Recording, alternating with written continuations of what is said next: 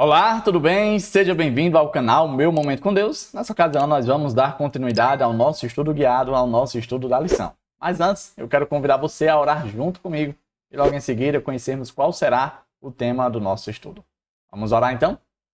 Senhor Deus, estás nos céus, agradecemos porque o Senhor nos conduziu, o Senhor nos convidou, o Senhor fez tudo aquilo que era necessário para que sejamos aqui, para que nós possamos estar aqui. Que nessa ocasião, mais uma vez, Teu Santo Espírito possa falar aos nossos corações, para que a gente não apenas venha a entender, mas possa ficar de maneira positiva, impactado pela Tua palavra. Fica conosco, dá-nos a Tua paz, é isso que nós te pedimos em nome de Jesus Cristo. Amém. Pois muito bem, hoje nós vamos estudar o tema de domingo, e o tema é Um Anjo Atrasado.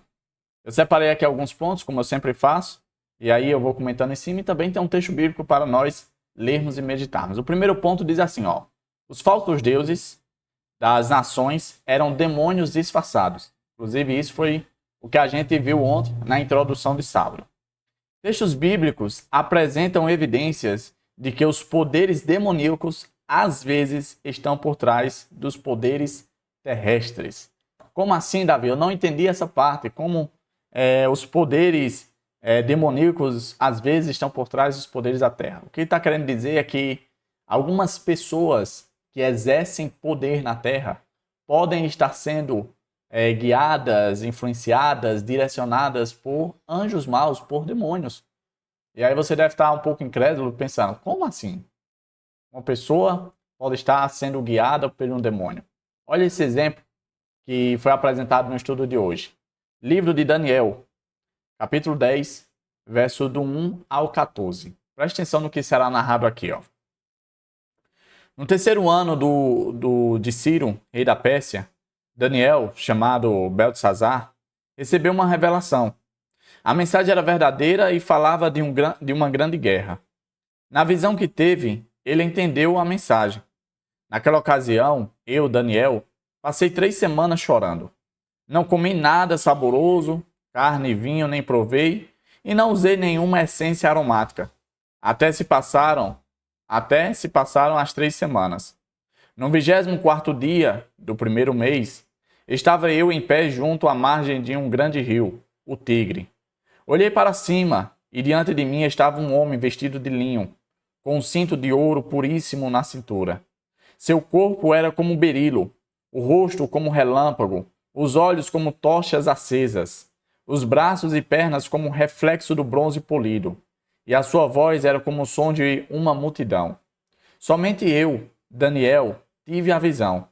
Os que me acompanhavam nada viram, mas foram tomados de tanto pavor que fugiram e se esconderam. Assim fiquei sozinho, olhando para aquela grande visão. Fiquei sem forças, muito pálido, e quase desfaleci. Então eu o ouvi falando, e o ouvi-lo caí prostrado, rosto em terra, e perdi os sentidos. Em seguida, a mão de alguém tocou em mim e me pôs sobre as minhas mãos e os meus joelhos vacilantes. E ele disse, Daniel, você é muito amado. Preste bem atenção ao que eu vou lhe falar. Levante-se, pois eu fui enviado a você. Quando ele me disse isso, pus-me em pé, tremendo. E ele prosseguiu, não tenha medo, Daniel.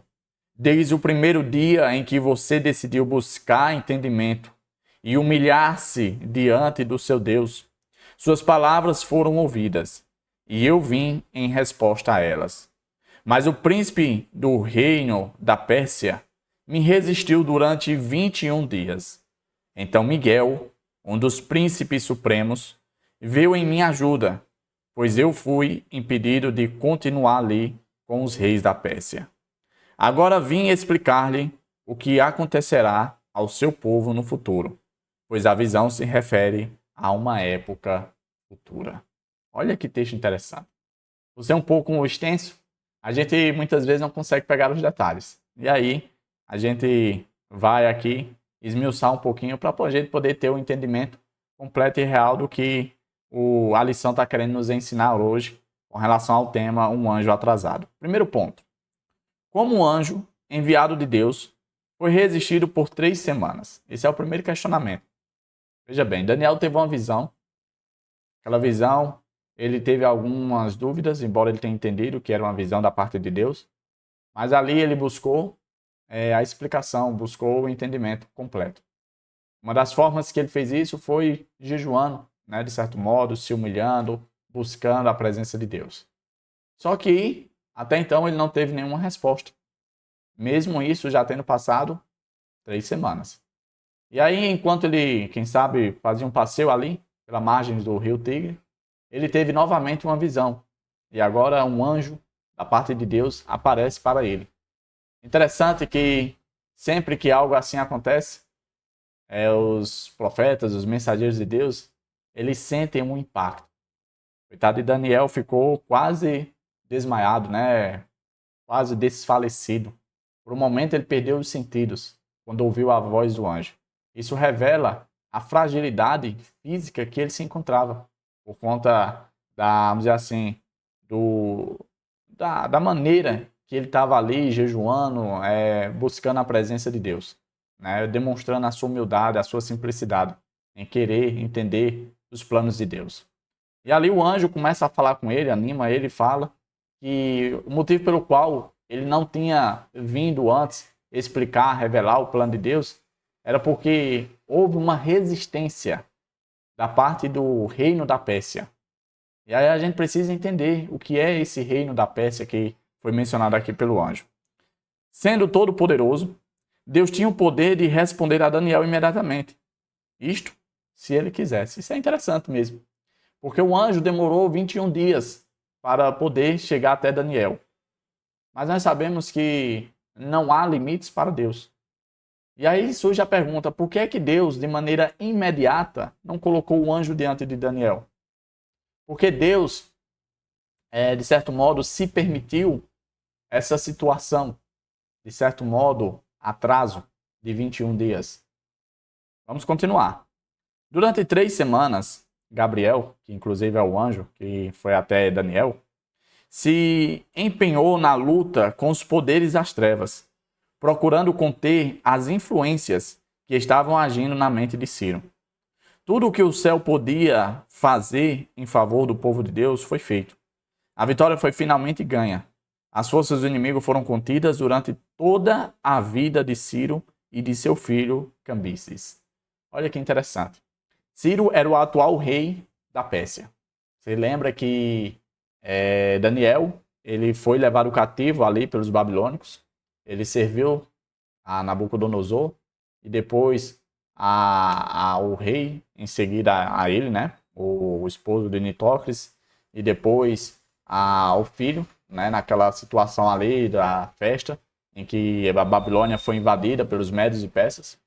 Quando o novo reino assume o poder, Daniel continua servindo, e ali estava se aproximando o período em que o povo judeu deveria ser libertado do cativeiro.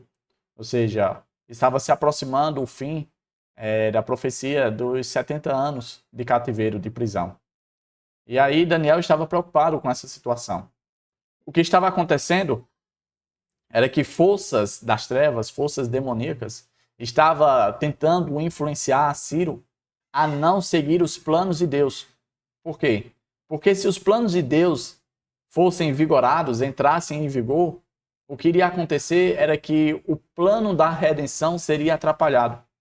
Pois para que o Messias viesse, ou seja, a pessoa de Jesus viesse e vivesse os planos de Deus, o plano da redenção, o plano de salvação, o povo judeu deveria voltar do cativeiro, deveria reconstruir Jerusalém, deveria levantar os muros, reconstruir o templo, fazer tudo aquilo que o povo fez após o decreto, né, de o povo voltar.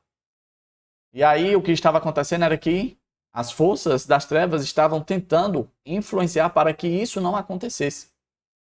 O que o anjo relatou era que ele estava, de certo modo, em batalha contra essas forças das trevas. E veja, interessante que o contexto fala que Gabriel, ele não conseguiu.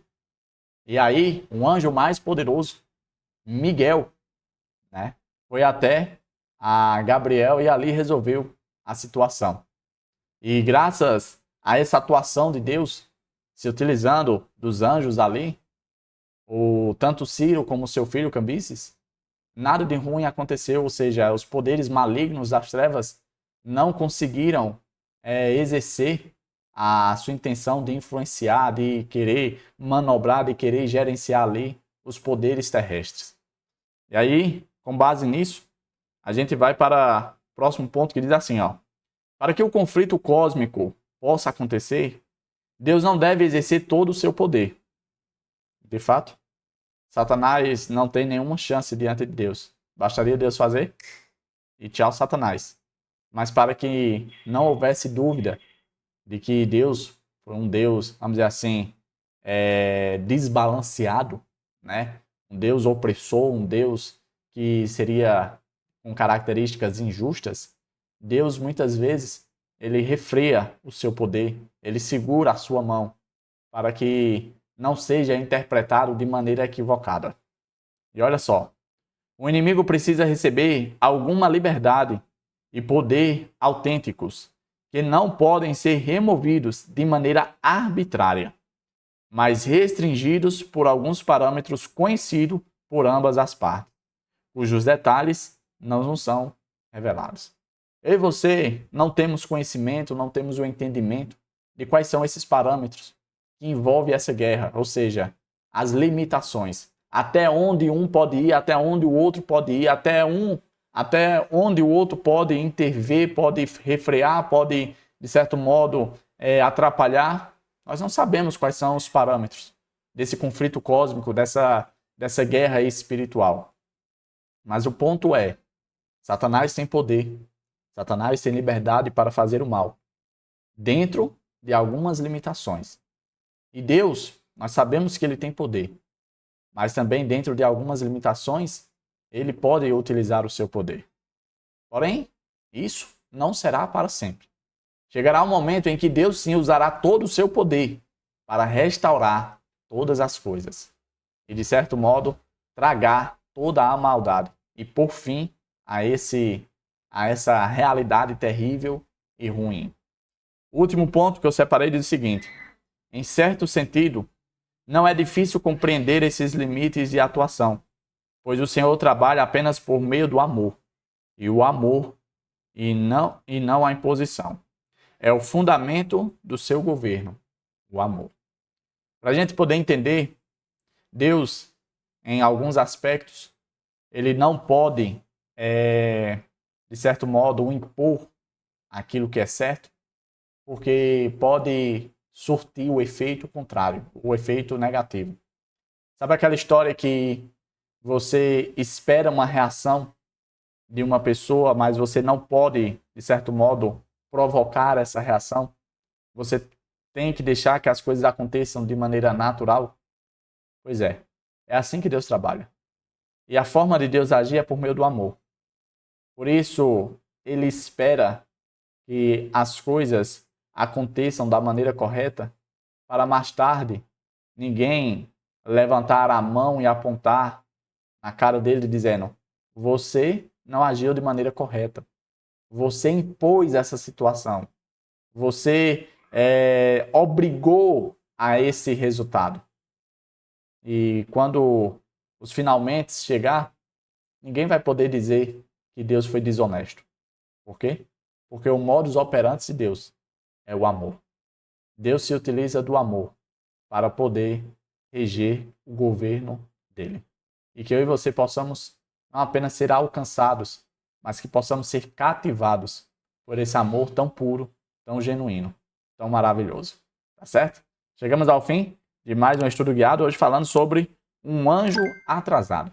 Pois é, as forças do mal estão aí, estão em conflito direto com as forças do bem. Que a gente possa estar apercebido disso. E nem sempre as coisas vão acontecer como a gente espera. Por quê? Porque forças do mal estão trabalhando e eles não vão ficar parados, vendo e contemplando a vitória certa do nosso Deus. Tá bom?